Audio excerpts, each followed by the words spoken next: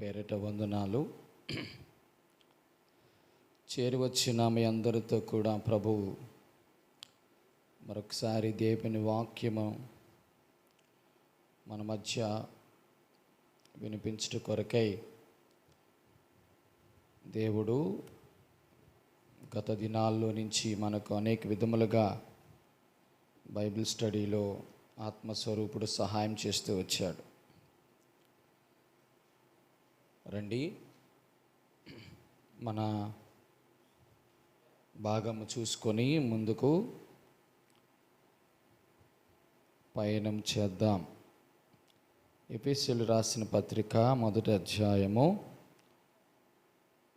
8-9 వచనాలు చదువుకుందాం.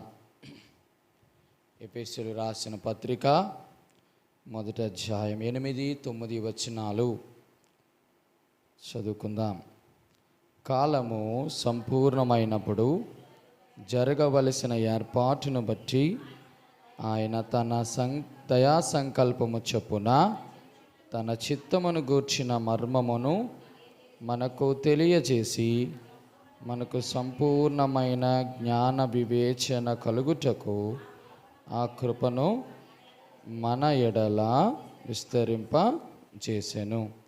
వాక్య సహాయం కొరకై చిన్న ప్రార్థన చేసుకుందాం. పరిశుద్ధుడైన తండ్రి, నీ పరిశుద్ధ నామానికి స్తోత్రాలు. మరొక మారుని పాద సన్నిధికి వస్తున్నాం. దేవా ప్రభువా, ఈరోజు మాతో మీరు మాట్లాడండి. మాకు కావలసినటువంటి అనేకమైన విషయాలు ప్రభువా మీరు బయలుపరచడానికి సిద్ధముగా ఉన్న మర్మముగా ఉన్నటువంటి దేవుడు ప్రభువా, తండ్రి అయిన దేవుడు మిమ్మల్ని బయలుపరచపోతే ప్రభువా, మీరు వాక్శక్తిగా ఉన్నటువంటి దేవుడు, జగములకు పూర్వము, తరములకు పూర్వములు, యుగములకు పూర్వము మీరు మరుగుగా ఉన్న దేవుడుగా ఉన్న నిన్ను ప్రభా, నిన్ను నీవుగా ప్రభా తండ్రి బయలుపరచబడకపోతే మాకు మీరెవరో తెలిసి ఉండేది కాదు ప్రభా తండ్రి. మా జీవితంలో ప్రభా మీరు బయలుపరచబడాలని మీ చిత్తానుసారముగా మిమ్మల్ని మీరు బయలుపరుచుకున్నారు కాబట్టే మేము తెలుసుకోగలిగినాం దేవా. అయితే ఇప్పుడు నానా విధముల కాలములో, నానా సమయాలలో ప్రవక్తల ద్వారా మాట్లాడినటువంటి నీవు ఈరోజు వాక్యం ద్వారా మాతో మాట్లాడాలని ఇష్టపడుతున్నావు ప్రభా. బైబిల్ స్టడీకి వచ్చిన నీ ప్రియ బిడ్డలందరినీ జ్ఞాపకం చేసుకోండి. కావలసిన వర్తమానాన్ని, తెలుసుకోవలసిన విషయాలని మా హృదయానికి ప్రభా వినిపింప చేయమని వేడుకుంటూ, మాకు కాదు యెహోవా, మాకు కాదు, నీ కృపాసత్యములను బట్టి నామను మహిమ తెచ్చుకొని ప్రభా, నీ దాసుడు బలహీనుడు, నోటి మాంద్యము కలిగిన వాడు, ఏం చెప్పాలో తెలియనివాడు, దుమ్ముని ధూళిని ఆయనని ఒప్పుకుంటూ సాగిలు పడుతూ కృతజ్ఞతాస్తుతి చెల్లిస్తూ నీ నామానికి మహిమ తెచ్చుకోమని యేసునామమున అడుగుచున్నాము తండ్రి, ఆమేన్.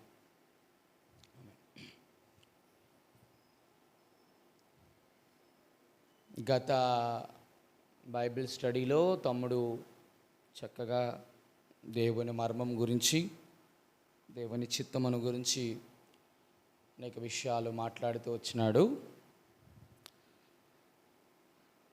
ఈరోజు అదే శీర్షికని ఆధారం చేసుకొని కొన్ని విషయాలు పరిగెరుకోవటానికి ప్రయత్నం చేద్దాం.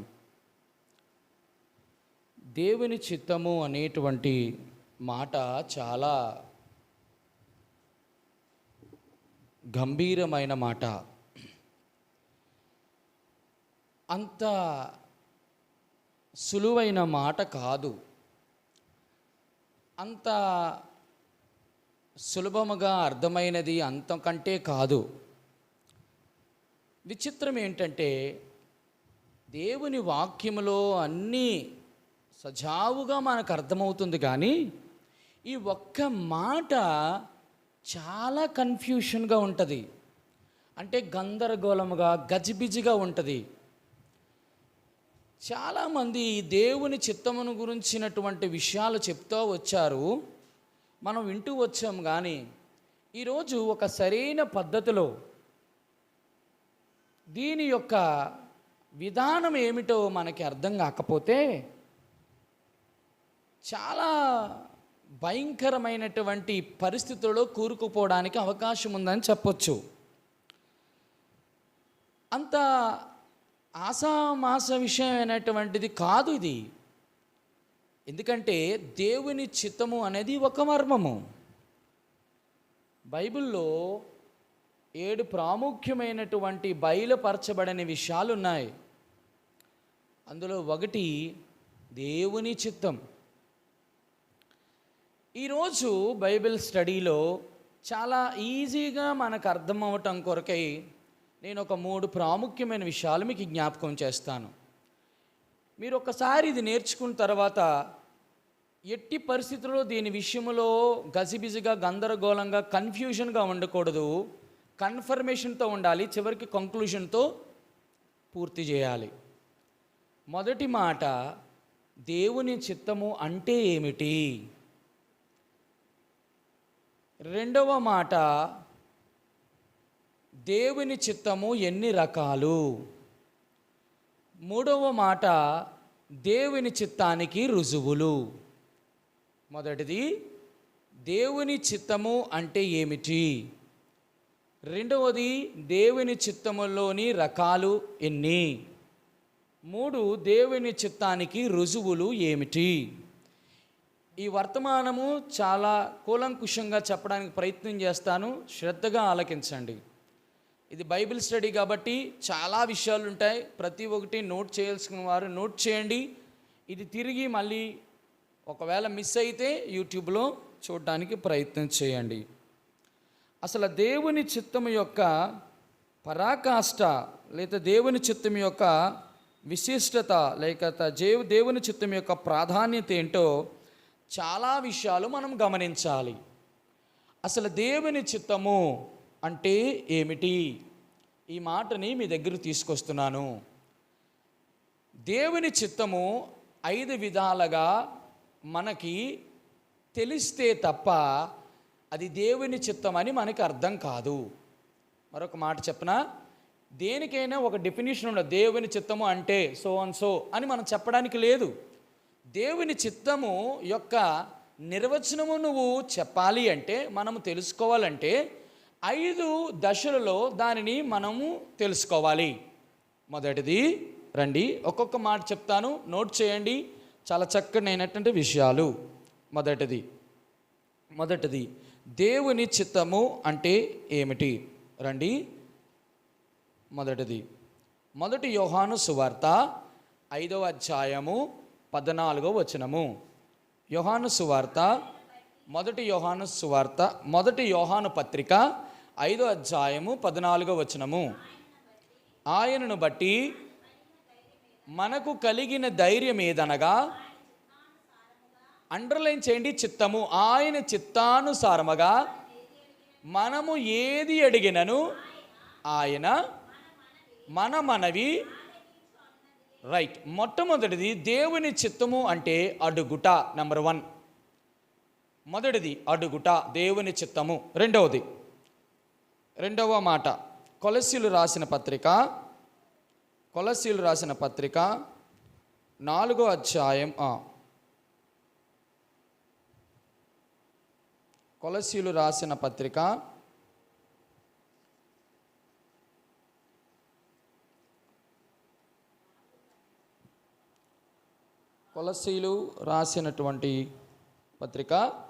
4వ అధ్యాయము 12వ వచనము. మీలో ఒకడను క్రీస్తు యేసు దాసుడనైన ఎపఫ్రా మీకు వందనాలు చెప్పుచున్నాడు.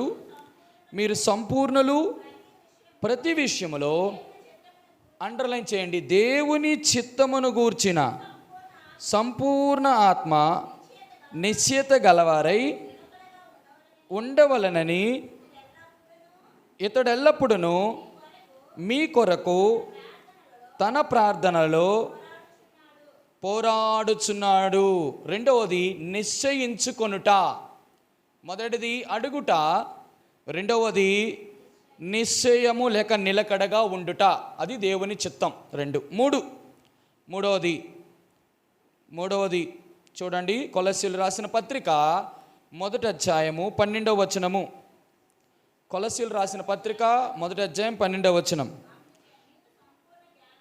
మీరు సంపూర్ణ జ్ఞానమును ఆత్మ సంబంధమైన వివేకము గలవారును, అండర్లైన్ చేయండి, ఆయన చిత్తమును పూర్ణముగా గ్రహించుట. మూడవది గ్రహించుట. మొదటిది అడుగుట, దేవుని చిత్తము. రెండవది no asking the God's will. రెండవది నిశ్చయించుకునుట, అష్యూరెన్స్ ఆఫ్ గాడ్స్ విల్. మూడవది గ్రహించుట, ఫైండింగ్ గాడ్స్ విల్. నాలుగవది చూడండి, మొదటి యోహాను పత్రిక 2వ అధ్యాయము 12వ వచనం. మొదటి యోహాను పత్రిక 2వ అధ్యాయం 12వ వచనం. చిన్నపిల్లలారా, ఆయన నామమును బట్టి, మొదటి యోహాను రాసినటువంటి పత్రిక 2వ అధ్యాయము 17వ వచనము.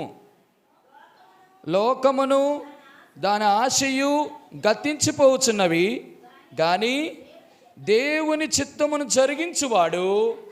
నాలుగవది దేవుని చిత్తమును జరిగించుట. మొదటిది దేవుని చిత్తము అడుగుట, రెండవది దేవుని చిత్తము యొక్క నిశ్చయత, మూడవది దేవుని చిత్తము గ్రహించుట, నాలుగవది దేవుని చిత్తము గ్రహించుట. Asking God's will, confirming God's will, finding God's will, doing God's will, జరిగించుట. ఐదవది ఆఖరిది. రండి, కీర్తనలు రాసినటువంటి గ్రంథం 143 అధ్యాయం 10వ వచనం. కీర్తనల గ్రంథము 143 అధ్యాయము 10వ వచనం. నీవే నా దేవుడువు, నీ చిత్తానుసారముగా ప్రవర్తించుటకు. నా ఐదవది ఆఖరిది, దేవుని చిత్తానుసారముగా ప్రవర్తించుట, బిహేవింగ్ బై గాడ్స్ విల్. 5 చెప్పిన, మరొకసారి చెప్దామా? మొదటిది అడుగుట, నిశ్చయించుకునుట, గ్రహించుట, జరిగించుట, ప్రవర్తించుట. ఈ 5 విషయాలు మనకి తెలిస్తే అప్పుడు దేవుని చిత్తమును గూర్చిన మర్మములో, అది మర్మము తర్వాత పక్కన పెట్టండి, ఇంతకీ దేవుని చిత్తం అంటే తెలుసుకోవడానికి ఈ 5 విషయాలు ఉపయోగపడతాయి. 5 విషయాలు ఉపయోగపడతాయి. మరొకసారి చెప్తారా?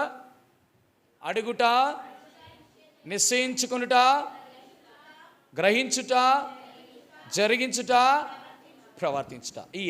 ఈ ఐదు వస్తే దేవుని చిత్తం ఏంటో మనకు తెలుస్తుంది. ఇప్పుడు మొదటిది దేవుని చిత్తం అంటే ఏంటో చెప్పిన. ఇప్పుడు రెండోది దేవుని చిత్తములోని ఎన్ని రకాలు. దేవుని చిత్తము రెండు రకాలు.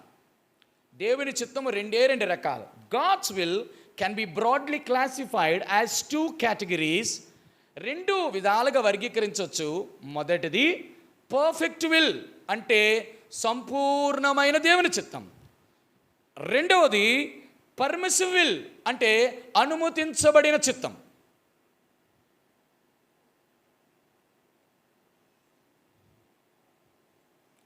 ఓకేనా? మొదటిది ఏంటట? మొదటిది దేవుని చిత్తం ఎప్పుడు 2 రకాలుగా ఉంటుంది. మొదటిది సంపూర్ణమైన చిత్తం, పర్ఫెక్ట్ విల్, పరిపూర్ణమైన చిత్తం. 2 అనుమతించబడిన చిత్తం, అంటే పర్మిసివ్, అంటే నీకు పర్మిట్ చేస్తాడు అంటే ఓకే, అష్యూరెన్స్ ఇస్తాడు, సరే అంటాడు, అంతే. ఈ 2 విషయాలు గమనించండి. నేను మిమ్మల్ని కొంచెము వాక్యం వైపు తీసుకొని వెళ్తాను. పర్ఫెక్ట్ విల్లు అనగా సంపూర్ణమైన చిత్తాన్ని మళ్ళీ 2 రకాలుగా వర్గీకరించాలి. సంపూర్ణమైన దేవుని యొక్క చిత్తాన్ని 2 రకాలుగా వర్గీకరించాలి. మొదటిది రివీల్డ్ విల్. రివీల్డ్ విల్ అంటే అర్థం ఏంటంటే బయలుపరచబడిన చిత్తం. రెండవది అన్రివీల్డ్ విల్, అంటే బయలుపరచబడని చిత్తం. మొదటిది ఏంటి? బయలుపరచబడిన చిత్తం. రెండోది బయలుపరచబడని చిత్తం. చాలా జాగ్రత్తగా ఆలకించాను. నేను మళ్ళీ ఒకసారి చెప్తున్నా. God's will can be classified 2 categories. మొదటిది సంపూర్ణ చిత్తము, అనుమతించబడిన చిత్తం. అనుమతించబడిన చిత్తం పక్కన పెట్టండి. మళ్ళీ ఈ యొక్క చిత్తములో, ఏ చిత్తములో? సంపూర్ణ చిత్తములో 2 రకాలు. మొదటిది బయలుపరచబడిన చిత్తం, రెండోది బయలుపరచబడని చిత్తం. ఒక మాట, బయలుపరచబడిన చిత్తము, బయలుపరచబడిన చిత్తము, 3 అనుమతించబడిన చిత్తం. ఈ 3 మనం తెలిస్తే ఈ యొక్క దేవుని యొక్క చిత్తములో ఉన్న రకాలేంటో మనకు తెలిసిపోతుంది. వాక్యం ఆదికాండం ప్రకటన గ్రంథములో ఈ 3టిని ఆధారం చేసుకునే ఉన్నాయి. ఇప్పుడు ఒక మాట చెప్పనా, దేవుడు సంపూర్ణమైన చిత్తం 7 రకాలు. దేవుని యొక్క సంపూర్ణ చిత్తం అంటే దానిలో 2 కేటగిరీస్ చెప్పాను కదా. సంపూర్ణ చిత్తం అర్థం అవ్వాలంటే ఏం అర్థం అవ్వాలి మనకి? బయలుపరచబడిన చిత్తం అర్థం అవ్వాలి, బయలుపరచబడని చిత్తం కూడా అర్థం అవ్వాలి. ఈ 2 అర్థం కాకపోతే నీకు దేవుని యొక్క సంపూర్ణ చిత్తం అర్థం కాదు. అర్థమైందా? ఇప్పుడు బయలుపరచబడిన చిత్తం ఏంటో నేను జ్ఞాపకం చేస్తాను. 7 విషయాలండి. ఈ 7 విషయాలు మళ్ళీ ఇంకో మాట చెప్పనా, ఇందులో ఒక చిన్న ట్విస్ట్ ఉంది. ఏంటంటే దేవుని చిత్తము ఏదైతే దేవుడు బయలుపరిచినాడో ఆ బయలుపరిచిన 7 విషయాలు నీలో ఉంటే అప్పుడు బయలుపరచబడని చిత్తం దేవుడు నీకు చెప్తాడు. మరొకసారి చెప్పనా, దేవా బయలుపరచబడలేదు ఆ చిత్తము, ఆ చిత్తము నాకు బయలుపరచబడాలి అంటే నీవు నేను మనమందరము కూడా బయలుపరచబడిన చిత్తంలో ఉండాలి. ఈ 7 విషయాలు లేకపోతే దేవుడు బయలుపరచబడని చిత్తం నీకు బయలుపరచమన్నా పరచుడు 100% బల్లగుద్ది చెప్పొచ్చు. అనుమతించబడిన చిత్తం ఉంది. ఇప్పుడు నేను ఏది ముందు ఏది వెనక అని చెప్పడానికి ముందుగా మనము సంపూర్ణ చిత్తములో బయలుపరచబడిన దేవుని వాక్యములో ఆయన బయలుపరిచిన ఆల్రెడీ రివీల్డ్ అయిపోయి అంటే బయలుపరిచాడు. ఈ 7 కూడా ఒకప్పుడు దేవుని చిత్తమును గూర్చిన మర్మం అని చెప్పినా కదా ఎఫెసీయులకు రాసిన పత్రిక మొదటి 9లో. అందులో ఈ 9 విషయాలు ఉన్నాయి. క్షమించండి, ఈ 7 విషయాలు ఉన్నాయి. మొదటి మాట చూపిస్తాను రండి. మొట్టమొదటి మాట, దేవుని చిత్తం బయలుపరచబడినటువంటి ఈ 7 విషయాల్లో మొదటి మాట, మొదటి తిమోతి రాసిన పత్రిక 2వ అధ్యాయము 4వ వచనం. మొదటి తిమోతి 2వ అధ్యాయము 4వ వచనం. ఆయన మనుషులందరూ రక్షణ పొంది సత్యమును గూర్చిన అనుభవ జ్ఞానము గలవారని ఉండవలనని అది గుర్తుంచుకోండి. ఇచ్చయించుచున్నాడంటే అది ఆయన చిత్తం, అది ఆయన కోరిక. That is the desire of a God. అది దేవుని యొక్క ఏంటది? దేవుని యొక్క బయలుపరచబడిన చిత్తం. అది ఏంటి అంటే ప్రతి మనుషుడు కూడా ఏం చేయాలా? ఏమి ఇచ్చయించాడు? రక్షణ పొందాలి. ఇది మొదటిదండి. దేవుని చిత్తం యొక్క మర్మములో మొట్టమొదటిది ఏంటో తెలుసా? అందరూ రక్షణ పొందాలి, ప్రతి ఒక్కరు రక్షణ పొందాలి. అది దేవుని చిత్తం. This is called salvation. ఎందుకు అసలు చిత్తము? దానికి నేను ఈ మాట కలుపుతాను. చూడండి, మొదటి తెస్సలోనికి రాసిన పత్రిక 5:9. మొదటి తెస్సలోనికి రాసిన పత్రిక నేను అన్నీ వివరించును, స్పీడ్గా వెళ్తాను. మన ప్రభువైన యేసుక్రీస్తు ద్వారా చూడండి, ఆ రక్షణ పొందటానికి ప్రభువైన యేసుక్రీస్తు ద్వారా రక్షణ పొందుటకే దేవుడు మనలను నియమించిన గాని ఉగ్రత పాలగుటకు. అంటే దాని అర్థం ఏంటి? నియమించడం అంటే ఎప్పుడు అది నియమించడం మనల్ని? ఎఫెసీయులకు రాసిన పత్రిక మొదటి అధ్యాయము ఎన్నో మాట 7-6లో జగత్తు పునాది వేయబడక మునిపే ప్రేమ చేత ఆయన క్రీస్తులో మనలను ఎందుకు ఏర్పరచుకున్నాడు? ఇప్పుడు రక్షణ పొందుటకు మనల్ని ఏర్పరచుకున్నాడు, ఉగ్రత పాలగుటకు కాదు. అందుకు దానికి ఏం చేస్తున్నాడో తెలుసా? ఆయన క్రైమ్ ఏం చెల్లిస్తున్నాడో తెలుసా? రండి, 2 పేతురు రాసిన పత్రిక 2 పేతురు రాసిన పత్రిక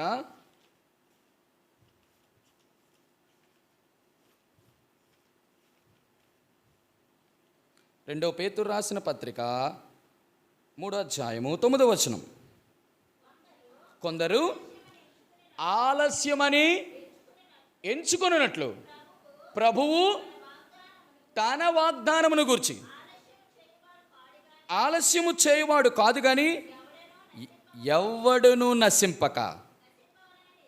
నశింపవలని ఇచ్చయింపక అందరూ మారు మనసు పొందవలనని కోరుచు మీ ఎడల దీర్ఘశాంతము గలవాడై. అంటే దాని అర్థం ఏంటి? ఈ 3 వచనాలు మనకి ఏం జ్ఞాపకం చేస్తున్నాయంటే, జగత్తు పునాది వేయబడక మునుపు మనల్ని నియమించుకున్నాడు. ఎందుకు అనంటే మనమందరం రక్షణ పొందవాలని. మన రక్షణ పొందకుండా మనం ఎక్కడ నశించిపోతామని ఇంకా ఆయన ఏం చేస్తున్నాడు? ఆలస్యము చేస్తున్నాడు. దీర్ఘశాంతం. ఏసయ్యా ఎప్పుడు వస్తావు? ఏసయ్యా ఎప్పుడు తీసుకెళ్ళిపోతావు? నువ్వు వెళ్ళిపోతావు, మరి మిగతా వాళ్ళ పరిస్థితి ఏంటి? దీర్ఘశాంతము కలిగి, ఇది మొదటిది. దేవుని చిత్తములో మొదటిది ఏంటంటే అందరూ అంతటా మారు మనసు పొందాలి, అంటే రక్షణ పొందాలి. ఇది మొదటి చిత్తం. 2, ఇది ఆల్రెడీ బయలుపరచబడిన చిత్తంలో మొదటిది. రెండవది 2 తిమోతి రాసిన పత్రిక, అదే మాట చదువుదమ్మా. 1 తిమోతి 2:4.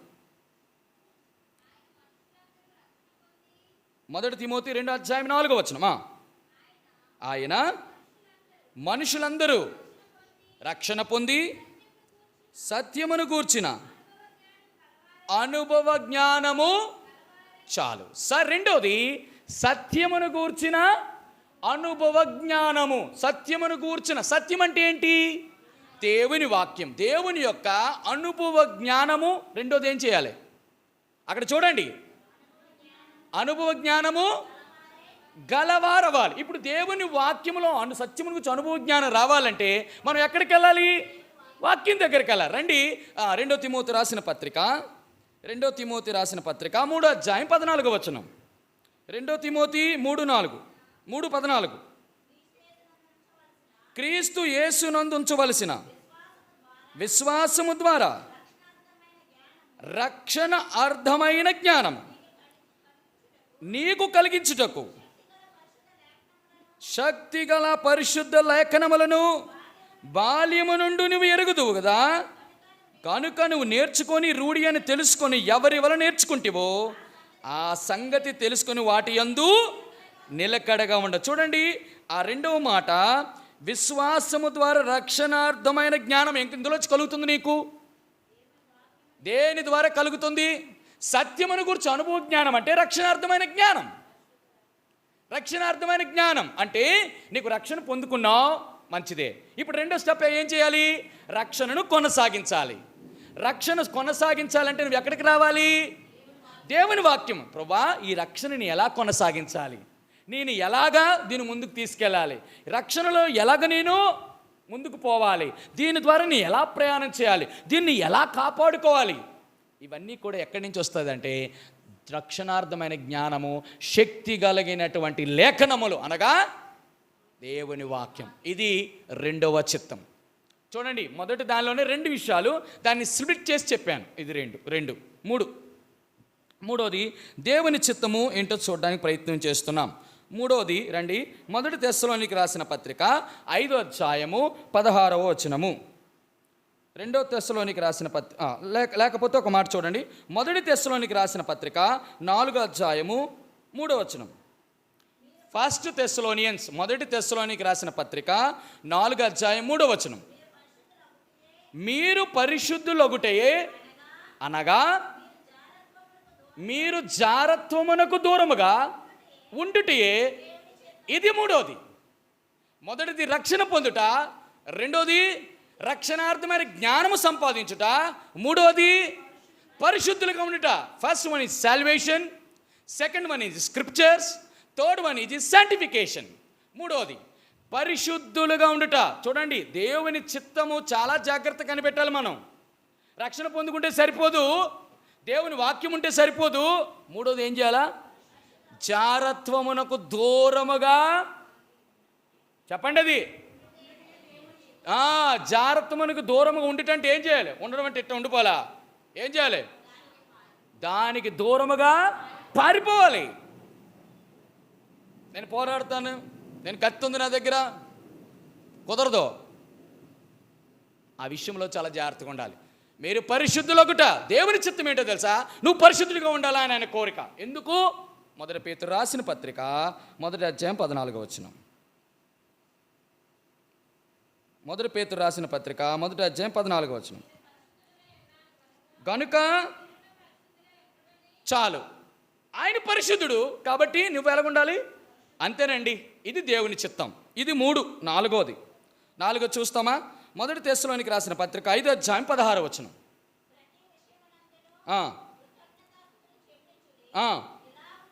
ఇలాగు చేయుట యేసుక్రీస్తునందు మీ విషయంలో 4వ దేవుని చిత్తం ఏంటట? కృతజ్ఞతాస్తుతులు చెల్లించుట. ఏ విషయంలోని? ప్రతి విషయంలో. అది చాలా ప్రాముఖ్యం. That word should be underline. నీ జీవితంలో ఏది జరిగినా దేవునికి కృతజ్ఞతాస్తుతులు చెల్లించాలి. నువ్వు కృతజ్ఞతలు సింగింగ్, పాట ద్వారా స్తుతిస్తావో, వాక్యం ద్వారా స్తుతిస్తావో, ప్రార్థన ద్వారా స్తుతిస్తావో, ఏ రకంగా స్తుతిస్తావో స్తుతించు. అది ఏంటట? దేవుని నువ్వు నీ జీవితంలో, మన జీవితాల్లో దేవుడు మనకి ఏదైనా మేలు చేసినాడు అనుకోండి, దేవుడు మన జీవితంలో మనకి ఏదో ఇచ్చినాడు అనుకోండి, దానిని బట్టి నీవు దేవుణ్ణి స్తుతించడం నువ్వు చేయకపోతే నువ్వు ఎందులో లేనట్టు? దేవుని చిత్తంలో లేనట్టు. అంటే దేవుని చిత్తము నీ ద్వారా నెరవేర్చబడట్లేదు. దేవుని చిత్తము నీ జీవితంలో నెరవేర్చబడట్లేదు అంటే అర్థం ఏంటో తెలుసా? ఈ 5 లేవు. అడుగుట, నిశ్చయించుకుంటా, గ్రహించుట, జరిగించుట, ప్రవర్తించుట. ఈ 5 లేదు. నువ్వు కృతజ్ఞతాస్తుతులు చెల్లించండి. ప్రతి విషయంలో కృతజ్ఞతాస్తుతులు చెల్లించండి. అది చెల్లించుట అన్న కృతజ్ఞత కూడుకు పెట్టుకున్నాం, గృహ కూడుకు పెట్టుకున్నాం, మాకు ఇల్లు ఇచ్చినాడు దేవా, మాకు ఇది ఇచ్చినాడు, అది ఇచ్చినాడు, ఏది ఇచ్చినాడు? ఏదో ఇచ్చాడు నీకు ప్రతి విషయంలో ఏం చేయాలి? దేవునికి, దేవా నువ్వు నాకు ఇచ్చావు ప్రభా, నీ కృతజ్ఞతాస్తుతులు చెల్లించాలి. అలా చేయకుండా మనకి ఏది ఇచ్చినా ఏముందిలే, మనం కష్టపడ్డాలి, మనం కొనుక్కోవాలి, మనం తెచ్చుకున్నాంలే, ఉందలే అనుకుంటే ఉపయోగం లేదు. అంటే దేవుని చిత్తమనులోంచి నువ్వు ఎక్కడికి ఉన్నావు? బయటగా ఉన్నావు. ఇది 4. మొదటిది రక్షణ పొందుట, రెండోది వాక్యం సత్యమును గురించి అనుభవ జ్ఞానము కలుగుట, అంటే రక్షణార్థమైన జ్ఞానము, 3వది పరిశుద్ధులుగా జీవించుట, 4వది ప్రతి విషయమందు కృతజ్ఞతాస్తుతులు చెల్లించుట. 4. ఐదోది ఇది చాలా బాగుంటుంది. ఇది చాలామందికి ఇష్టం ఉండదు బహుశా. మొదటి పేతురు 4వ అధ్యాయము 13వ వచనం. 1 Peter 4:19. 1 Peter మొదటి పేతురు 4వ అధ్యాయము 19వ వచనం. కాబట్టి దేవుని చిత్త ప్రకారము బాధపడువారు చాలు. దేవుని చిత్త ప్రకారం ఏమవాలా? రండి. మొదటి పేతురు రాసిన పత్రిక 3వ అధ్యాయం 17వ వచనం. 17వ వచనం. దేవుని చిత్తము అలాగున్న ఎడల కీడి చేసి శ్రమపడుట కంటే మేలు చేసి శ్రమపడుట బహు మంచిది. అంటే దేవుని చిత్తములో మరొకటి ఏంటంటే సఫరింగ్స్. నాకే వచ్చే కష్టాలా, నాకే బాధలు వచ్చాయా, నాకే రోగాలు వచ్చాయా, నాకే వ్యాధులు వచ్చాయా? అది దేవుని చిత్తం. దేవుడు నీ జీవితంలో ఏదైనా రోగం అనుమతిస్తే, వ్యాధి అనుభవిస్తే, బాధ అనుమతిస్తే, శ్రమ అనుభవిస్తే, నింద అనుభవిస్తే భరించు. ఇది ఏంటో తెలుసా? దేవుని చిత్తం కాదా? ప్రభువా నీ చిత్తం అయితే నాయనా ఇదిగో ఈ గిన్నెని నా యొద్ద నుండి, దేవుని శ్రమ అది యేసు ప్రభు వారికి దేవుడు పెట్టింది. నీ చిత్తం అయినను నా చిత్తము కాదు, నీ చిత్తమే, అది దేవుని చిత్తం అండి. నీ జీవితంలో ఏదైనా వచ్చిందని, బాధ వచ్చిందని, ఎప్పుడు సుఖమే అనుభవించాలనుకుంటే మరి కష్టం ఎప్పుడు అనుభవిస్తావు? ఎప్పుడు శ్రమ పొందుతావు? ఎప్పుడు నింద అనుభవిస్తావు? ఎప్పుడు బాధ అనుభవిస్తావు? ఎప్పుడు కన్నీరు అనుభవిస్తావు? అది ఏంటో తెలుసా? దేవుని చిత్తం. దేని కొరకు? దేవుని కొరకు. దేవుని కొరకు నువ్వు అనుభవించాలి. మన మట్టుకు మనం తెచ్చుకున్నవి దాన్ని బట్టి దేవుడికి సంబంధం లేదు. దేవుని కొరకు, దేవుని చిత్తానుసారంగా నువ్వు శ్రమను అనుభవించాలి. ఉదాహరణకి ఇట్లా చెప్పనా, సువార్త ప్రకటిస్తున్నావు, వెళ్తున్నావు, ఎందుకు వచ్చి సువార్త ప్రకటించాను? రాళ్ళు తీసుకొట్టాడు, చెంప మీద కొట్టాడు, పట్టుకొని లాగాడు, నీ మీద అరిచాడు, నేను అవమానపరిచాడు. శ్రమపడుట దేవుని చిత్తం. శ్రమపడుట దేవుని చిత్తం. ఇదేంటి దేవుని కొరకు అనుభవించడం? దేవుని కొరకు నింద అనుభవిస్తున్నావు, చాలా మంచిది. రైట్. ఇది మొదటి. ఎన్నోది మొత్తం? 5. ఆరోది చూద్దాం రండి. మొదటి పేతురు రాసిన పత్రిక 2వ అధ్యాయం 15వ వచనం. ఇది చాలా బాగుంటుంది. మొదటి పేతురు 2వ అధ్యాయము. ఎలా అనగా మీరిట్లు యుక్త ప్రవర్తన గలవారై అజ్ఞానముగా మాటలాడుట మూర్ఖుల నోరు మూయుట దేవుని చిత్తం. మరొకసారి చెబుతామా? ఏలయనగా మీరిట్లు యుక్త ప్రవర్తన గలవారై అజ్ఞానముగా మాటలాడు మూర్ఖుల నోరు మూయుట దేవుని యొక్క చిత్తము. ఏంటండి దేవుని చిత్తం? మరొకటి ఏంటి? మూర్ఖులు నోరు మూయుట దేవుని చిత్తం. అంటే అర్థం ఏంటండి? మూర్ఖులు నోరు మూయుట దేవుని చిత్తం అంటే అర్థం ఏంటి? మూర్ఖులేండి వాళ్ళు, ఇష్టసరంగా మాట్లాడతారు, నీ మీద నిందేస్తారు, తిడతామంటారు, అటు వెళ్తే ఒక మాట, ఇటు వెళ్తే ఒక మాట, ఇటు వస్తే ఒక మాట, అటు వెళ్తే మాట. వాళ్ళు నోరు అలాగ తెరచిన కంపు. వాళ్ళు అలా నోరు మూయట చిత్తం ఎట్లవో తెలుసా? వాళ్ళతో తగువులు ఆడమని కాదు, వాళ్ళు ఒక మాట అన్నారు అనుకో 2 మాటలు ఆడమని కాదు. అది దేవుని చిత్తం కాదు. దేవుని చిత్తం ఏంటో తెలుసా? పైన రాయబడింది మీ యుక్త ప్రవర్తన అని రాసి కిందన ఫుట్ నోట్లు ఏమి రాశాడు? మేలు చేయడం అంటే అర్థం ఏంటి తెలుసా? వాళ్ళు ఎన్ని మాటలు మాట్లాడినా ఏం చేయాలి? అది దేవుని చిత్తం. చెప్పనా ఎందుకో దేవుని చిత్తం? 100 మాటలు మాట్లాడారు యేసు ప్రభు శిలువ మీద ఉన్నప్పుడు. నోరు తెరిచినాడా? తండ్రి వీరేమి చేయుచున్నారో అది ఉందా మనలో? ఒక్క మాట మాట్లాడితే అట్లా మాట్లాడితే ఇట్లా మాట్లాడితే నీ గురించి 100 మాట్లాడి వాళ్ళు ఏమైపోతారు తెలుసా? విసిగి ఎన్ని మాటలు మాట్లాడినా అసలు స్తంభించిపోయింది అన్నట్టు విగ్రహంలాగా ఉంది. కానీ ఒక మాట మాట్లాడదని ఒక ప్రతిస్పందించదే. ఇది దేవుని చిత్తమండి, గమనించండి. ఇది నీ జీవితంలో ఒక మాట మాట్లాడితే 2 మాటలు మాట్లాడి, లేదో మాట్లాడారు మీరు 3 మాటలు మాట్లాడి, వాళ్ళు తిరగబడ్డారని నువ్వు తిరగబడి, ఇది కాదు, ఇట్లా చెయ్యమాకండి. ఇది దేవుని చిత్తం కాదు. నీ మీద అన్యాయంగా మాట్లాడినారా? నీ మీద అపవిత్రమైన మాటలు మాట్లాడా? నీ మీద ఇష్టానుసారంగా మాటలు మాట్లాడా? దేవుడు మాట్లాడుతున్నావు. నువ్వు దేవుని చిత్తంలో ఉన్న దానివైతే, ఉన్నవాడివైతే జాగ్రత్త. నీ నోరు బీ కంట్రోల్. అది దేవుని చిత్తమండి. అది దేవుని చిత్తం. ఎందుకు సువార్త ప్రకటిస్తున్నా? పట్నం కొట్టాడు. నువ్వెవరు నాకు చెప్పడానికి? ఇది నా జన్మ హక్కు, రాజ్యాంగ హక్కు అని ఎక్కడ కూడా అపోస్తులు మాట్లాడలేదండి.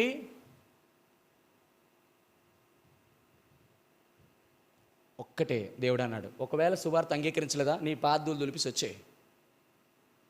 నేను చెప్తున్నా కదా, ఓ కపెర్నహూమా, నీ మధ్య చేయబడిన అద్భుతములు సొదొమలో చేస్తుంటే వాళ్ళు ఎప్పుడో మారు మనసు పొందేవారు.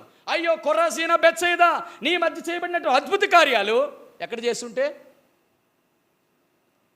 చేస్తుంటే అయ్యో కొరాజీనా, అయ్యో బెత్సయిదా, మీ మధ్య చేయబడిన అద్భుత కార్యములు తూరు సీదోనులో చేస్తుంటే వాళ్ళు ఎప్పుడో మారు మనసు పొందేవారు.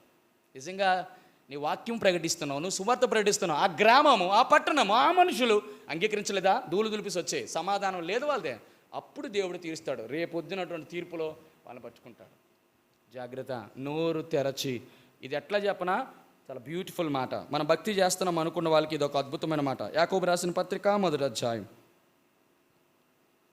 26వ వచనం. ఎవడైనను నోటి కళ్ళెము పెట్టుకొనక తన హృదయమును మోసపరుచుకునుచు భక్తి గలవాడని అనుకునేలా వాని భక్తి జాగ్రత్త. మందిరము బయటన విశ్వాసులు, పరిశుద్ధులు నోటికి కళ్ళెం పెట్టుకోకుండా నేను భక్తి పరుడు, నేను ప్రార్థనా పరుడు, నేను వాక్యోపదేశకుడు, నేను కాపరిని, నేను అంతా, నేను ఇంత, మొత్తం పెంట నువ్వు. ఇది చాలా జాగ్రత్తగా గమనించు. నీ జీవితానికి నోటికి కళ్ళెం పెట్టుకోకుండా నీ విశ్వాసంగా మాట్లాడితే నువ్వు భక్తి పరు, నీదొక భక్తే.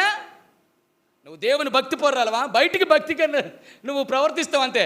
నిన్ను చూసి అందరూ అనుకుంటారు, ఏం సాక్ష్యం రా వీడికి అనుకుంటాడు, ఏం సాక్ష్యం రా దీనికి అనుకుంటారు. జీవితంలో ఇది మాట గమనించండి. ఈ 4 మాటలు నీ యొక్క భక్తి బయటికి ప్రదర్శించబడాలంటే ఎవడైనాను తన నోటికి కళ్ళెం పెట్టుకొనక తన హృదయమును, అంటే అర్థం ఏంటో తెలుసా? నీ నోటితో నువ్వు మాట్లాడుతున్న ప్రతి దుర్భాషలు కూడా దాన్ని ఎఫెక్ట్ చేస్తుందంటే నీ భక్తిని ఎఫెక్ట్ చేస్తుంది. వీడు భక్తి. నువ్వేం చెప్తావు దేవుని వాక్యం? నువ్వు సువార్త ఎందుకు? మీరు సర్వలోకమునకు వెళ్ళి సువార్త ప్రకటించుడి. ఎవరు ప్రకటించాలి? నువ్వు ప్రకటిస్తావా? నేను ప్రకటిస్తానా? మనం ప్రకటించాలా? మనం ప్రకటించాలంటే ముందు నోటికి కళ్ళెం పెట్టుకో. నీ ఇంటి దగ్గర, నీ చుట్టుప్రక్కల నీ నోటికి కళ్ళెం పెట్టుకోకుండా ఇష్టాసరంగా నువ్వు మాట్లాడి యేసుక్రీస్తు రాజుగా వచ్చుచున్నాడు, యేసుక్రీస్తు నీ కొరకు నా కొరకు సిలువలో మరణించాడు, నీ బొంద, నీ సువార్త ఎవడు వెండు? నీకు సాక్ష్యమే లేదు, నువ్వేం చెప్తావు సువార్త? నీ బ్రతుకు బాగోలేదు, నీ బ్రతుకు సాక్ష్యం బాగోలేదు. ఈరోజు మన సువార్తని అందరూ వినకపోవడానికి, అసహించుకోవడానికి కారణం ఏంటంటే తెలుసా? మన భక్తి సరిగ్గా లేదు. దొంగలు ఉన్నారు. మన దొంగతనం ఏంటో మనకే తెలుసు, దేవుడికే తెలుసు. రైట్. ఎన్నోది 6. 7వది రండి. 7వది ఎఫెసీయులు రాసిన పత్రిక 5వ అధ్యాయం 17వ వచనం. ఎఫెసీయులు రాసిన పత్రిక 5వ అధ్యాయం 17వ వచనం. త్వరగా. ఇందు నిమిత్తము మీరు అవివేకులు కాక ప్రభు యొక్క చిత్తమేమిటో గ్రహించుకొనుడి. చదువునన్నా. కీర్తనలతోను మరియు మద్యముతో మత్తులై ఉండకుడి, దానిలో దుర్వ్యాపారము కలదు. అయితే ఆత్మపూర్ణులయుండుడి, ఒకనికొకడు సంగీతములతో ఆత్మ సంబంధమైన పాటలతో హెచ్చరించుకొనుచు హృదయములలో ప్రభువును గూర్చి పాడుచు కీర్తించుచు సమస్తమును గూర్చి తండ్రి అయిన దేవునికి ఎల్లప్పుడూ కృతజ్ఞత చెల్లించుచు క్రీస్తునందు భయముతో ఒకరికొకడు లోబడే. ఈ వీటికన్నిటికీ పెట్టాల్సిన పేరేంటో తెలుసా? అక్కడ ఒక మాట గమనించండి. చూడండి. ఇందు నిమిత్తం మీరు అవివేకులు కాక ప్రభు యొక్క చిత్తం ఏమిటో గ్రహించండి. గ్రహించడం అంటే అర్థం ఏంటంటే, మరియు మద్యముతో మత్తులై ఉండకుండా దానిలో దుర్వ్యాపారం కలదని తెలిసి అయితే మీరు ఆత్మపూర్ణులై ఉండి. 7వది ఆత్మపూర్ణులై ఉండుట దేవుని చిత్తం. ఎన్నో చెప్పినా మొత్తం 7. ఆ దేవుని చిత్తములో ఆఖరిది చెప్పాలి, ఆత్మపూర్ణులై ఉండుట. నేను ఒక మాట చెప్తాను. చాలా రోజుల నుంచి ఈ మాట మీ దగ్గరికి తీసుకురావాలని ఆశపడుతూ ఉన్నాను.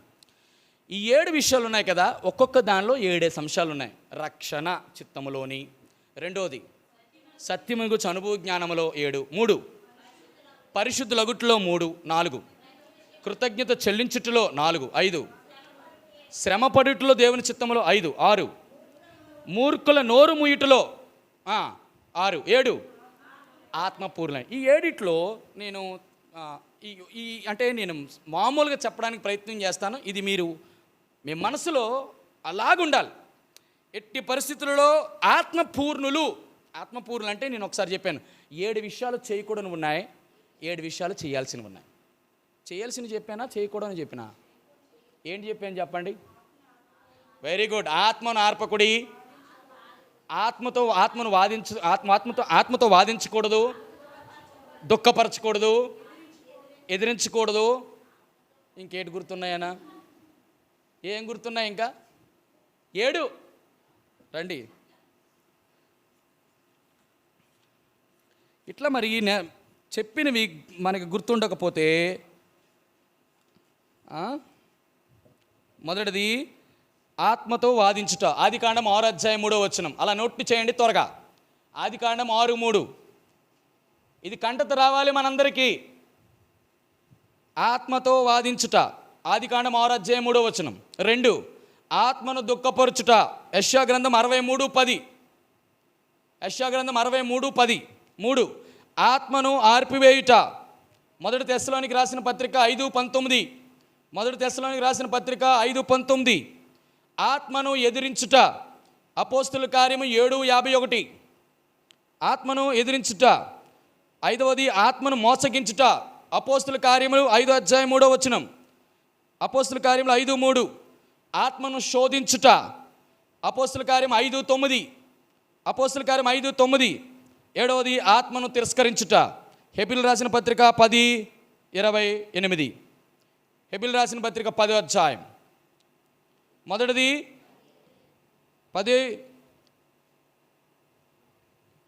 ఆత్మను వాదించుట, ఆత్మను దుఃఖపరచుట, ఆత్మను ఆర్పివేయుట, ఆత్మను ఎదిరించుట, ఆత్మను మోసగించుట, ఆత్మను శోధించుట, ఆత్మను తిరస్కరించుట, పరిశుద్ధాత్మకు వ్యతిరేకమైన పనులివి. ఈ 7 పనుల్లో ఎవరైతే ఉంటారో వారు దేవుని చిత్తములో లేరని అర్థం. దేవుని చిత్తములో లేరని అర్థం. ఇప్పుడు ఒక మాట,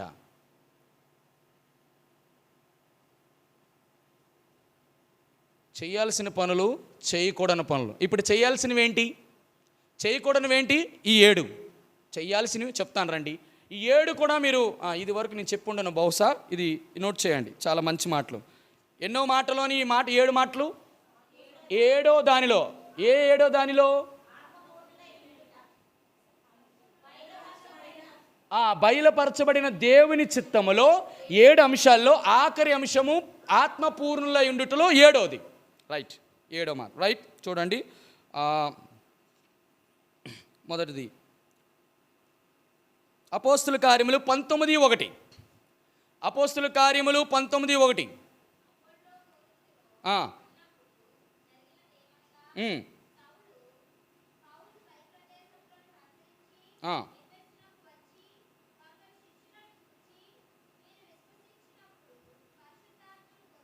చాలు. మొదటిది పరిశుద్ధాత్మను పొందుట. అండర్లైన్. చేయాల్సినవి, ఉండాల్సినవి. ఒక పరిశుద్ధాత్మ పూర్ణుడు అవ్వడానికి మొదటిది ఆత్మను పొందుట. 2 అపోస్తుల కార్యములు 6వ అధ్యాయం 5వ వచనం. అపోస్తుల కార్యములు 6వ అధ్యాయం 5వ వచనం.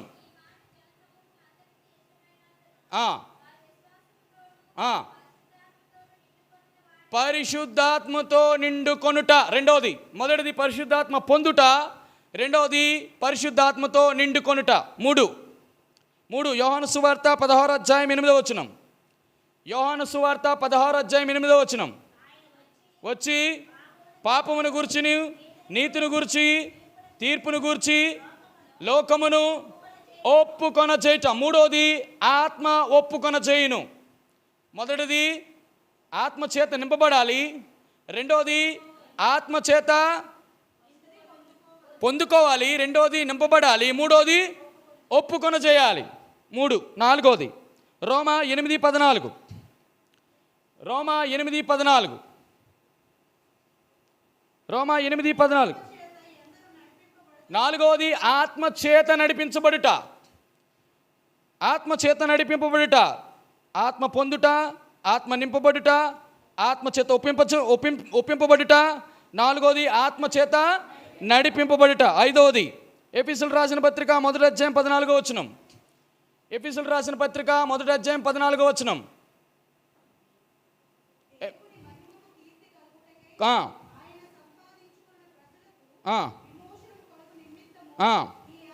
ఈ ఆత్మ స్వాస్థ్యమునకు సంచు కరువుగా ఉన్నాడు. దానికంటే ముందు వచనం 13. సత్యవాక్యమును అనగా విని విశ్వాసముంచి. 5వది ఆత్మచేత ముద్రింపబడుట. ఆత్మచేత ముద్రింపబడుట. మొదటిది ఏంటి? పొందుకొనుట, నిండుకొనుట, ఒప్పుకొన చేయుట, నడిపింపబడుట, ముద్రింపబడుట. ఎంతవరకు ముద్రించాలి? ఎంతవరకు ముద్రిస్తాడు దేవుడు? ఆత్మ పరిశుద్ధాత్మ దేవుడు ఎంతవరకు ముద్రిస్తాడు? నేను గత దినాల్లో 7 ముద్రల గురించి చెప్పిన మర్చిపోయినారా? ఎఫెసీయులకు రాసిన పత్రిక 4వ అధ్యాయం 30 వచనం. ఎఫెసీయులకు రాసిన పత్రిక 4.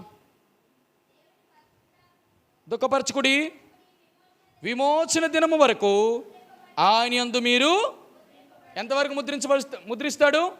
విమోచన దినము. ఏంటో విమోచన దినం? ఇక్కడి నుంచి మనం రైట్ ఎన్నో చెప్పినా మొత్తం 5. 6వది మత్తయి సువార్త 4వ అధ్యాయం 1వ వచనం. మత్తయి సువార్త 4:1. మత్తయి సువార్త 4:1. అపోస్తల కార్యం 8:39. అప్పుడు యేసు శోధింపబడుటకు ఆత్మ వలన అరణ్యమునకు. రైట్, ఆత్మచేత కొనుపోబడుట. తర్వాత అపోస్తుల కార్యములు 8:39. అపోస్తుల కార్యములు 8:39. వెడలి వచ్చినప్పుడు ప్రభు ఆత్మ ఫిలిప్పును కొనిపోయెను. ఆత్మ ఏం చేస్తుంది? ఆత్మ ఏం చేస్తుంది? కొనిపోతుంది. కొనిపోవడం అంటే అర్థం ఏంటో తెలిసిన? రేపు పొద్దున ఆత్మ మనల్ని కూడా కొనిపోద్ది. ఎక్కడ కొనిపోద్ది? ఎక్కడ కొనిపోతుంది? సంఘాన్ని మొత్తం కూడా మధ్యాకాశానికి కొనిపోతుంది. ఆర్భాటంతో ప్రధానతో శబ్దం దేవుని బోరుతోని ప్రభు దిగొచ్చినప్పుడు మనం మేఘముల మీద కొనిపోదాం. ఎవరు కొనిపోయిస్తారు? మనం అంటే టక్కుమని వెళ్ళిపోతాం అనుకున్నారా? ఎవరు తీసుకెళ్తారు? ఈ సంఘాన్ని మొత్తం మధ్యాకాశానికి తీసుకెళ్ళిపోతారు. ఎవరు? పరిశుద్ధాత్మ దేవుడు. రైట్. ఆఖరిది చివరిది చూద్దాం. చూడండి, ఎస్తేరు గ్రంథము 1వ అధ్యాయం.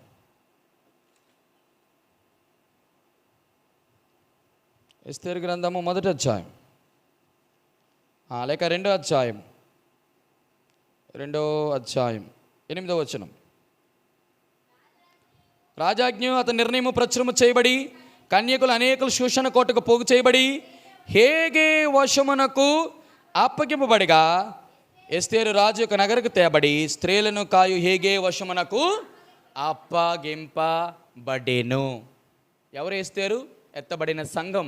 హేగే ఎవరు? పరిశుద్ధాత్మ దేవుడు. ఎవరు? ఆశ్వరోషు యేసుక్రీస్తు ప్రభువారు.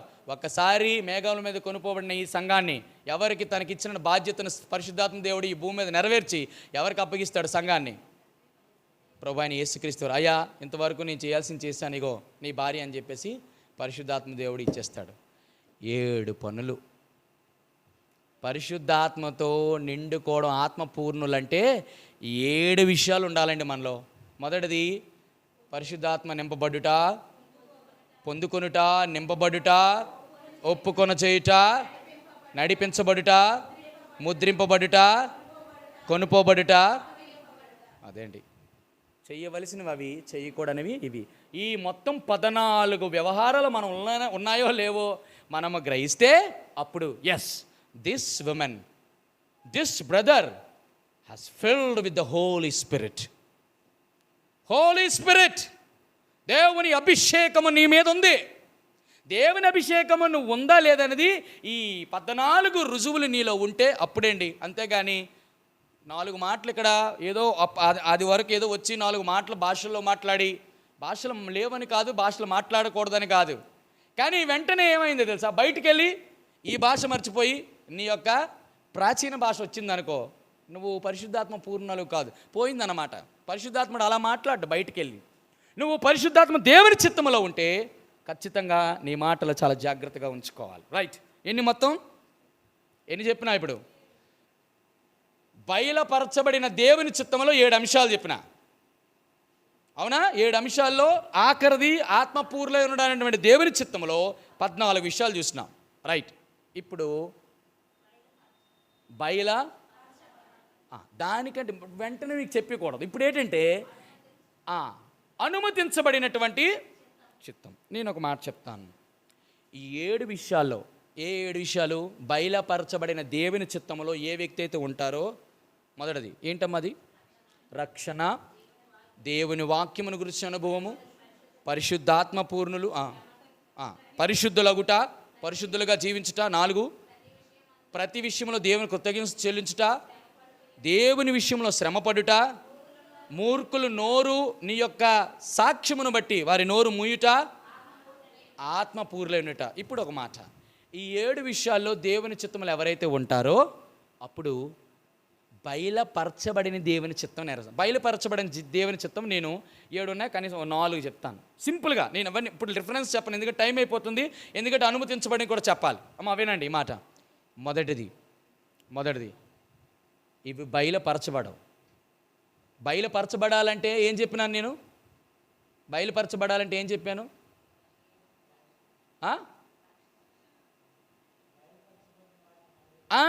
ఈ 7 ఉన్న వాళ్ళకి ఈ బయలుపరుస్తాడు దేవుడు. మొదట చెప్పనా, నీ జీవితంలో ఇంకా బయలుపరచబడలేదంటే 7 నువ్వు లేవని జ్ఞాపకం చేస్తున్నావు. చూడండి, చాలా డిఫరెంట్గా ఉంటుంది.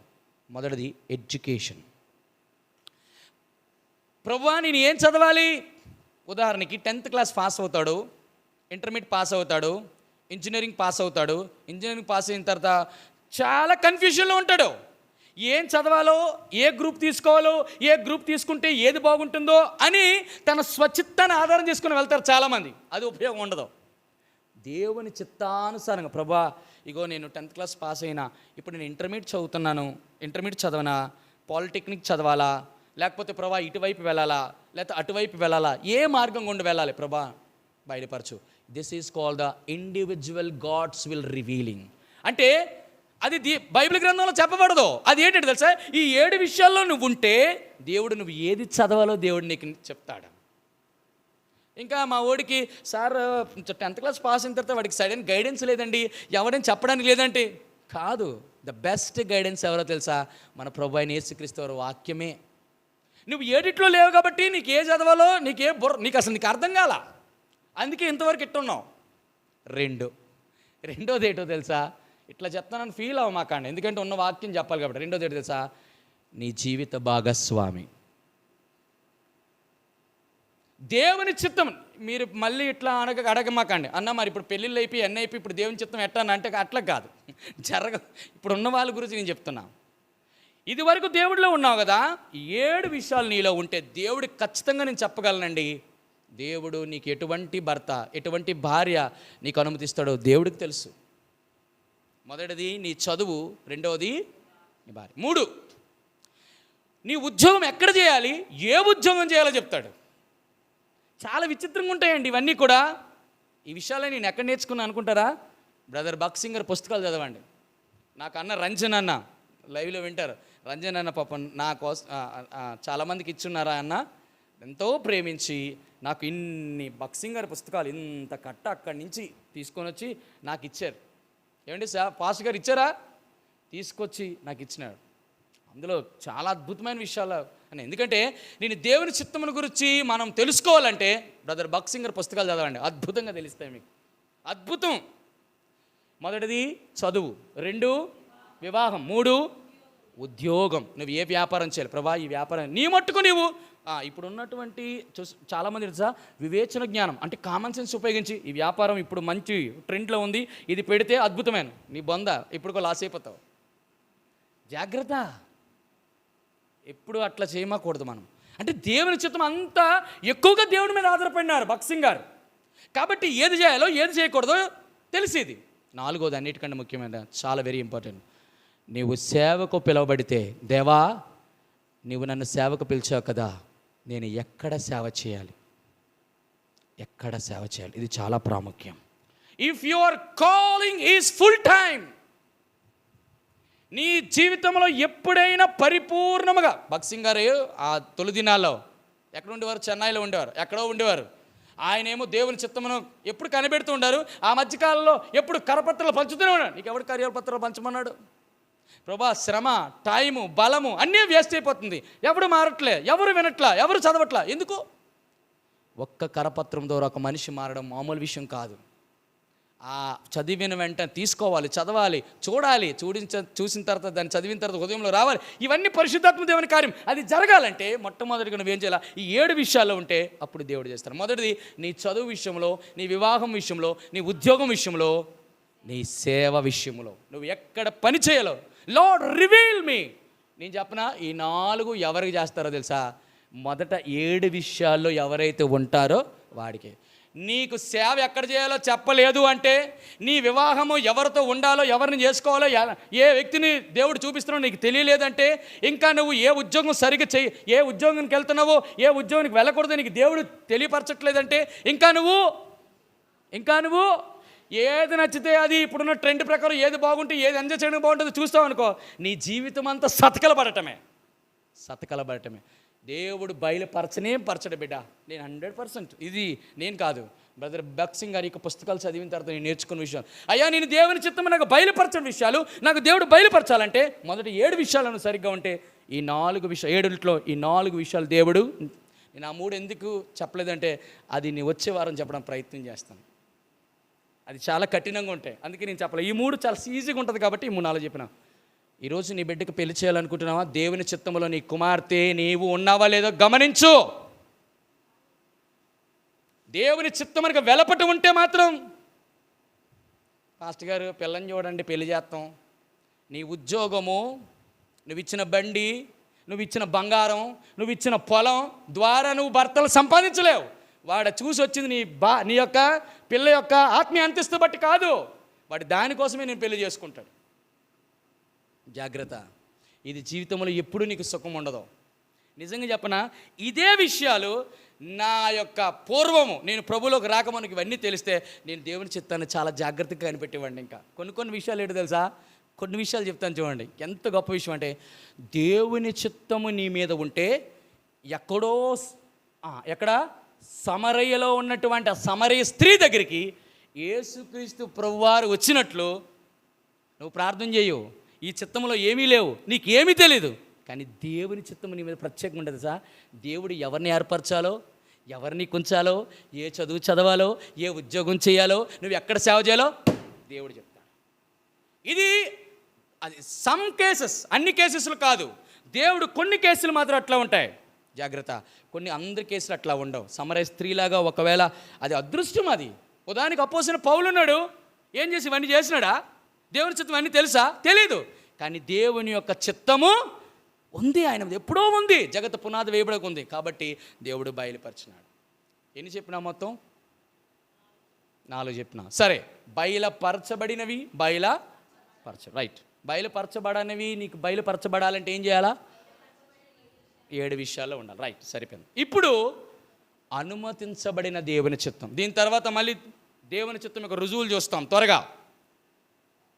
ఏంటి అనుమతించబడిన దేవుని చిత్తం? ఇప్పుడు ఇట్లా నేను చెప్పనా, 2 విషయాలు నేను చెప్తాను. అనుమతించబడిన చిత్తం అంటే అర్థం ఏంటంటే, ఉదాహరణకి ఇట్లా చెప్తాను. దేవుడు నీ మీద ఒక చిత్తం కలిగి ఉన్నాడు. ఆ చిత్తములో కొన్ని రోజులు నువ్వు కొనసాగిన తర్వాత ఏమవుతావంటే, లోకములో ఉన్నటువంటి వ్యవహారాలు నీ మీద ఇంపాక్ట్ చేసి ప్రభావం చూపించి ఆ చిత్తములో నుంచి బయటికి వెళ్ళిపోతే అప్పుడు నీకేమనిపిస్తుంది అంటే, దేవుని చిత్తం పక్కన పెట్టి నీ చిత్తము చేయడానికి ప్రారంభిస్తావు. అప్పుడు నువ్వు అడుగుతావు, అప్పుడు ఏమవుతుంది తెలుసా? నాకు ఇష్టమైంది, నా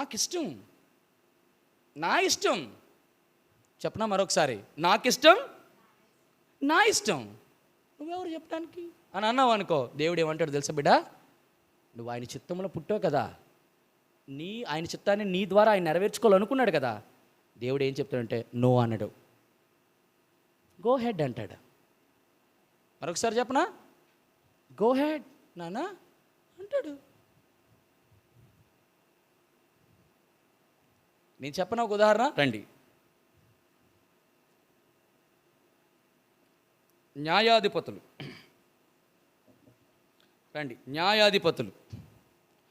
13వ అధ్యాయం 5వ వచనం. న్యాయాధిపతులు, ఏనన్నా సూలిపోయినావు? గట్టి చదువు, రోషము కలిగి చదువు.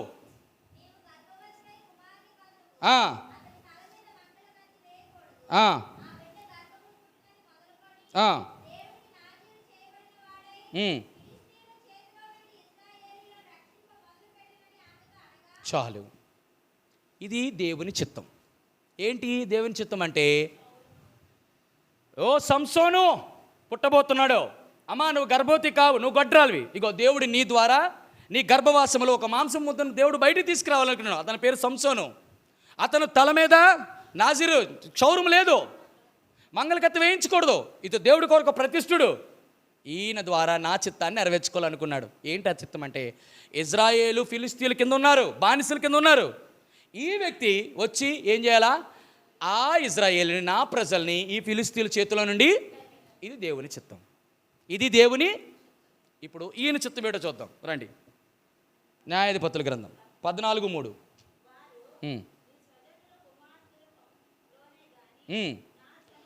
కానీ స్త్రీ లేదనుకొని సున్నతి పొందని ఫిలిస్తీన్లో నుండి కన్యను తెచ్చుకొనుటకు వెలుచున్నావా అతను అడిగిరి. నాకిష్టమైనది కనుక ఆమె నా కొరకు తెప్పించమని. చాలు, నాకు ఇష్టమైంది. ఎందుకు ఇష్టమైంది? రండి 14వ అధ్యాయం 1వ వచనం.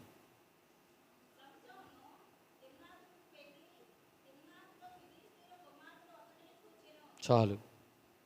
ఏం చేశాడు? నువ్వు ఆత్మీయురాలవైతే, నువ్వు దేవుని బిడ్డవైతే, నువ్వు ఆత్మీయ అంతస్తులలో ఎదిగినావు దానివంటే, నువ్వు దేవుని చిత్తములో ఉన్నావని నీకు తెలిస్తే నువ్వు ఎక్కడికి వెళ్ళక ముందు అంటే తిమ్నాతుకి వెళ్ళావు. తిమ్నాతులు ఎవరున్నారు? ఫిలిస్తీన్లు ఉన్నారు. అసలు విషయం ఏంటి? సంసోను వారి చేతులను ఇశ్రాయేలు విడిపించాలని, రక్షించాలని దేవుని చిత్తము తన ద్వారా నెరవేర్చుకోవాలని దేవుడు ఆశపడితే వీడేం చేశాడు? సంసోను తిమ్నాతుకి వెళ్ళాడు. తిమ్నాతులో పిల్లని చూశాడు. పోనీ పిల్లని చూశాడు, తప్పేం లేదు. పోనీ పిల్లని చూశాడు. పిల్లని చూసిన తర్వాత ఏం చేశాడు? ఆశించాడు. ఆశించిన తర్వాత డైరెక్ట్గా ఏం చేశాడు తెలుసా? పెద్ద ఏదో భక్తిపరుడులాగా, డాడీ నాకు అమ్మాయి ఇష్టమైంది, నాకు అమ్మాయి కావాలని ఎక్కడ తీసుకొచ్చాడు? తండ్రి దగ్గరికి తీసుకొచ్చాడు, తల్లిదండ్రుల దగ్గరికి. అవునా కదా? తల్లిదండ్రులు ఏమన్నాడు? ఏ నాయనా, మన స్వజనుల్లో, మన స్వంత వాళ్ళలో లేరనుకొని చెప్పి ఆ సున్నతులైన ఆ ఫిలిస్తీన్ల దగ్గరికి వెళ్ళి పిల్లని తెచ్చుకుంటావా అని అంటే వాడు అన్నమాట, నా ఇష్టం.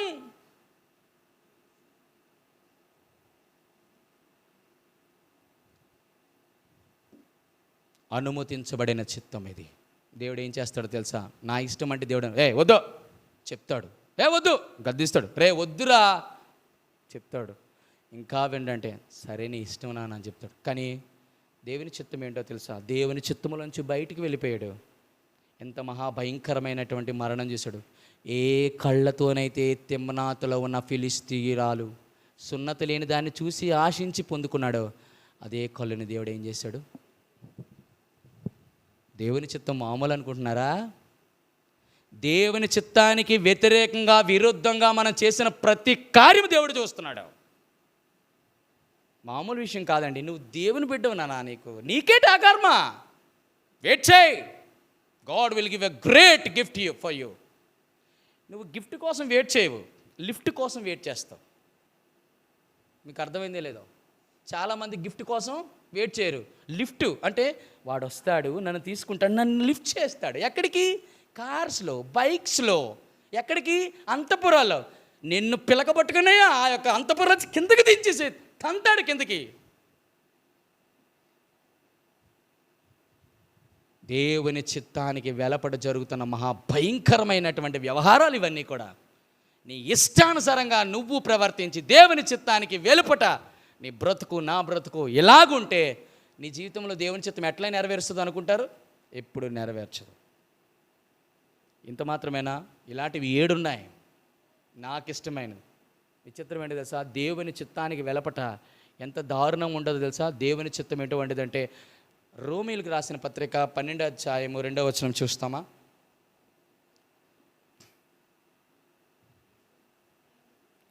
సరే, నేను ఇప్పుడు ఇవన్నీ చెప్తే అది చూసి చూడొచ్చు. ఈ లోక మర్యాదను అనుసరించక ఉత్తమమును అనుకూలమును సంపూర్ణమైన దేవుని చిత్తమేదో పరీక్షించి చాలు. దేవుని చిత్తమేదో నువ్వు పరీక్షించాలంటే మొట్టమొదటి నీ జీవితంలో నుంచి లోక మర్యాదని అనుసరించకూడదు. లోక మర్యాద అంటే ఒక్క మాట చెప్పనా? రండి, ఆదికాండం. ఒక అద్భుతం, నాకు ఇది ఎంత ఇష్టమో ఈ మాట. లోక మర్యాద 19వ అధ్యాయం.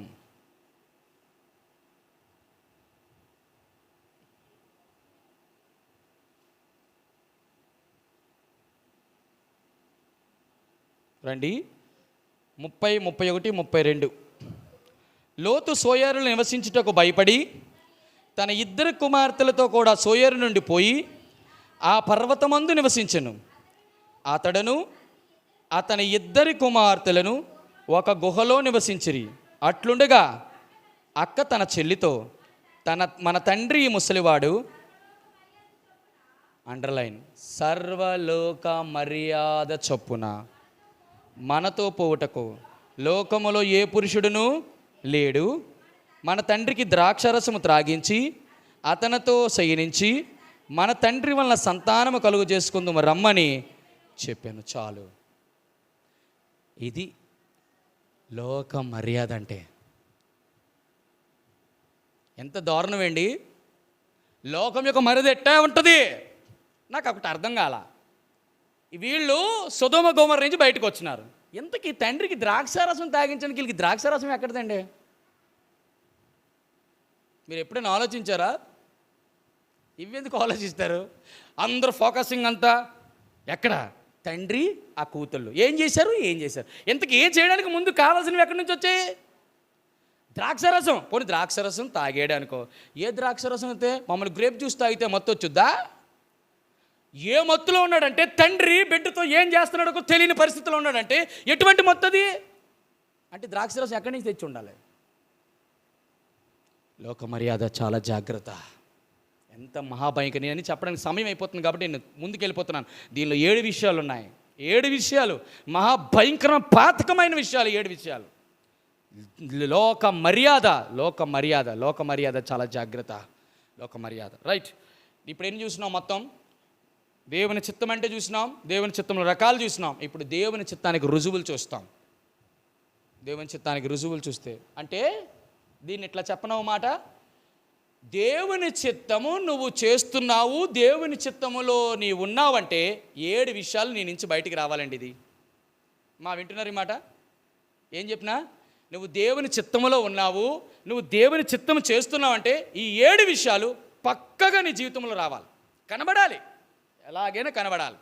కనబడితే నువ్వు దేవుని చిత్తం లేకపోతే నువ్వు దేవుని చిత్తంలో లేనట్టే. రండి. ఇంతకు మీరు అంటారు, దేవుని చిత్తము చేయడం వల్ల మాకేం ఒరుగుతుందా? ఏమండి, దేవుని చిత్తము చేయడం వల్ల మనకేమైనా ఒరిగిందా? చిత్తము లేకపోతే మన స్వచిత్తాన్ని ఆధారం చేసుకుని వెళ్ళాం అనుకోండి, మన స్వబుద్ధి ఆధారం చేసుకున్నాం అనుకోండి, ఏమిటి ప్రయోజనం? ఏమనుందా? ప్రయోజనం లేదంటారా? ఒక మాట చెప్పనా, ప్రభువా ప్రభు అని పిలుచు ప్రతివాడును చెప్పండి ప్రవేశించడు కానీ నా తండ్రి చిత్త ప్రకారము చేయు ప్రతివాడును. ఏంటండి బైబిల్ క్లాసులు ఏం నేర్చుకోలేదా? ఏమి రాదా మనకి? మత్తయి సువార్త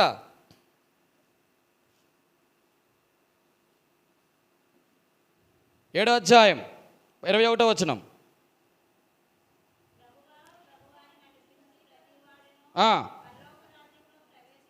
కానీ చేయువాడే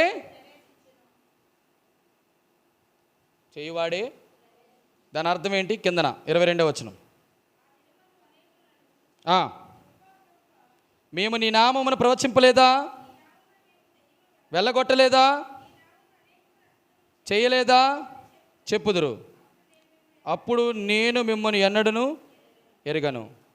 అక్రమం చేయవల్లారా నా యొద్ద నుండి పొండని వారితో చెప్పాను. ఇప్పుడు చెప్పండి, దేవుని చిత్తము చేయకపోతే ఎక్కడుంటాం మనం?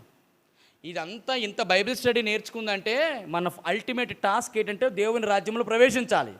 నువ్వు దేవుని చిత్తంలో లేకపోతే నువ్వు ప్రభువా అని రోజు 40 రోజులు రాత్రులు పగలు ఇక్కడికి వచ్చి దేవుని వాక్యం చదివి ప్రార్థన చేసి ఎన్ని కోటాల్లో ఉండి ఉపయోగం లేదు.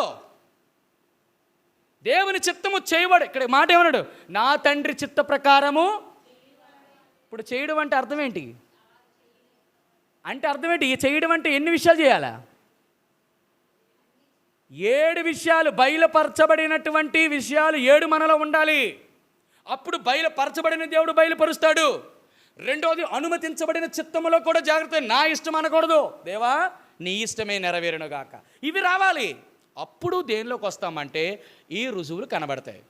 ఇక్కడ చెప్పనా, మీ పేరు మీద నేను ప్రవచనాలు చెప్పాను, మీ పేరు మీద అద్భుతాలు చేశాను, మీ మధ్య పెద్ద మీటింగ్లు ఇట్టాను, మీ మధ్యన ఉపాస కూడికలకు వెళ్ళాను, మీ మీటింగ్ అనేకమైన ప్రాంతాల్లో దేవుని వాక్యం ప్రకటించారు, ఎంతోమంది చాలా దేవుని వాక్యం ఇష్టపడి అబ్బా ఎంత బాగా చెప్పారని. ఒక్క మాట, నీవు ఎవరవో నేను, దట్స్ ఆల్. ఒక్క మాట. అదేంటి ప్రభు అంటే అక్రమము చేయువారులారా అంటే అర్థం ఏంటి? నిజంగా తెలియదండి దేవుడికి?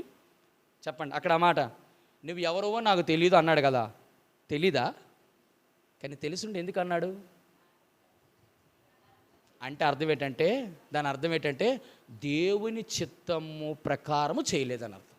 మీరు అనొచ్చు, దేవుని చిత్తం ప్రకారము చేయకపోతే కూడా అద్భుతాలు జరుగుతాయంటే జరుగుతాయి, స్వస్థతలు వస్తాయంటే స్వస్థతలు వస్తాయి. ఎందుకో తెలుసా?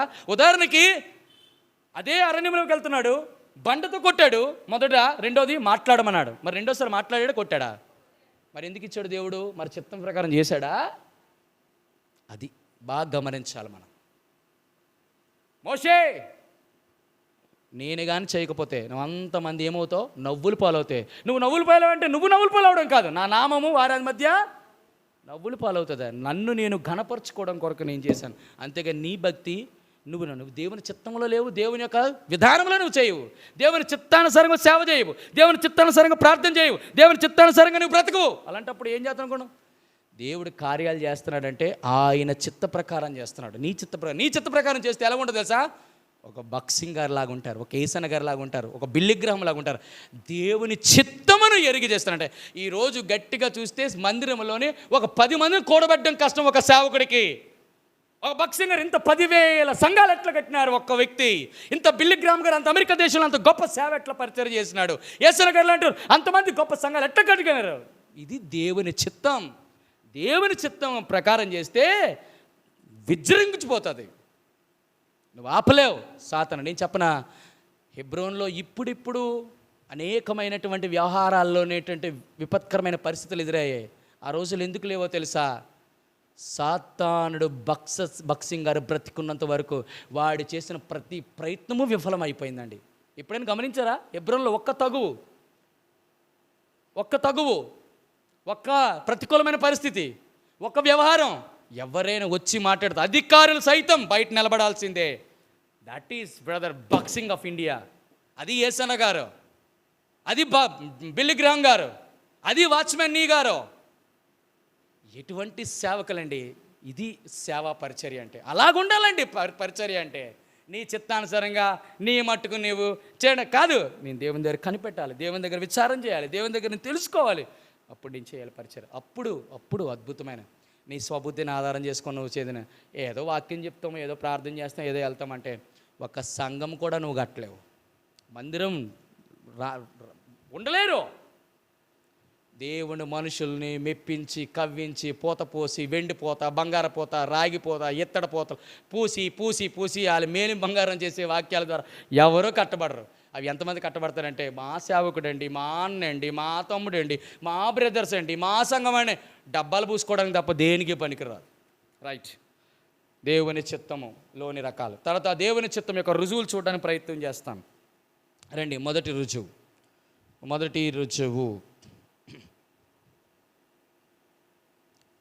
అపోస్తుల కార్యములు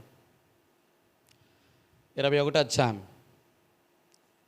7వ వచనము 13, 14 వచనాలు.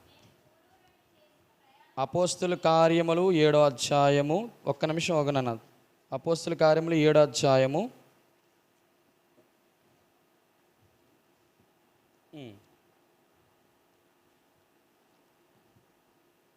21వ అధ్యాయం 7వ వచనం. అపోస్తుల కార్యములు 21వ అధ్యాయం 21 చాప్టర్ 7 చదువున్నాను.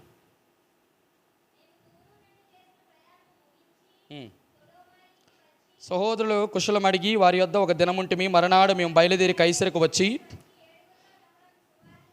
ఫిలిప్పి ఇంట ప్రవేశించి అతని యొద్ద ఉంటిమి. కన్యకలుగా ఉన్న 4 కుమార్తెలు అతనికి ఉండిరి. వారు ప్రవచించువారు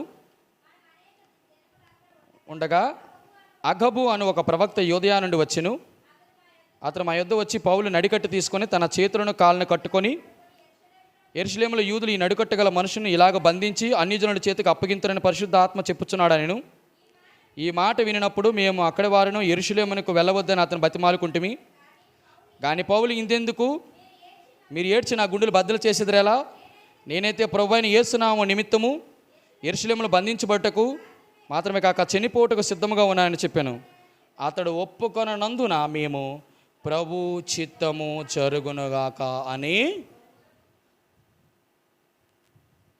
ప్రభు చిత్తం అంటే ఎట్టుంటుందండి, ఎట్టుంటుంది తెలుసా?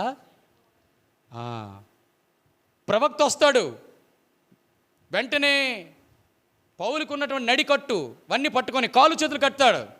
కట్టి, ఏ పౌలా, రేపు నువ్వు యెరూషలేముకి వెళ్ళబోతున్నావు, జాగ్రత్త, అక్కడ ఉన్న యోధ ప్రజలందరూ కూడా నీ మీద కక్ష కట్టి నిన్నేం చేస్తారు? బంధించి నిన్ను చంపేస్తారు. ఈ మాట వినగానే అక్కడ ఉన్నటువంటి బిడ్డలందరూ కూడా, విశ్వాసులందరూ ఏమయ్యారు? అయ్యో పౌలా, నువ్వు వెళ్ళకూడదు, నువ్వు వెళ్ళడానికి లేదు, నువ్వు మంచి సేవకుడివి, నువ్వు బిల్లిగ్రాము, నువ్వు బక్సింగ్ గారివి, నువ్వు ఏసన గారు, నీలాంటి వాళ్ళు వెళ్ళడానికి లేదు. విచిత్రం ఏంటి తెలుసా? బక్సింగ్ గారు, ఏసన, బిల్లిగ్రామ్ వాళ్ళకి తెలుసు మై టైమ్ ఈజ్ ఓవర్. బా, ఏంటో తెలుసా, దేవుని చిత్తములో ఉండడం అంటే ఏంటో తెలుసా, చావు దగ్గరికి వస్తున్నా కూడా వారి హృదయంలో ఏదో ధైర్యం ఉంటుంది. ఏదో ధైర్యం ఉంటుంది. ఎంత ధైర్యం ఉంటుంది తెలుసా? ఎస్, నా పరుగు నేను కడముట్టించాను, నా కొరకు విశ్వాసమును కాపాడుకున్నాను, నా కొరకు ఏటుంది, నా కొరకు జీవ కిరీటం ఉంది. ఇది ధైర్యం అండి. దేవుని చిత్తంలో నువ్వు ఉన్నావంటే రుజువు ఏమిటో తెలుసా? ఈరోజు రాత్రే దేవుడు నీ ప్రాణం అడిగి, అమ్మా your time is over, come let's go to our home అన్నాడు అనుకో, Lord I'm ready to come with you అనేటట్టుగా ఉన్నావా? Are you ready? నీ గుండ్ల మీద చేసుకొని చెప్పగలవా? ఇది ధైర్యం. దేవా నీ చిత్త ప్రకారం ఉన్నానయ్యా, నీ చిత్త ప్రకారం నేను బ్రతికాను ప్రభా, తీసుకెళ్ళిపో ప్రభా. పొర్రపాటున కానీ దేవుడు ఈరోజు రాత్రి తీసుకెళ్ళేటప్పుడు కానీ దేవుని చిత్తంలో లేవా, sorry I don't know who you are, అక్రమం చేయవర్ల నా యొద్ద నుండి పో. ఎంత భయంకరమైన మాటలు. కొంచెమని మనకు హృదయం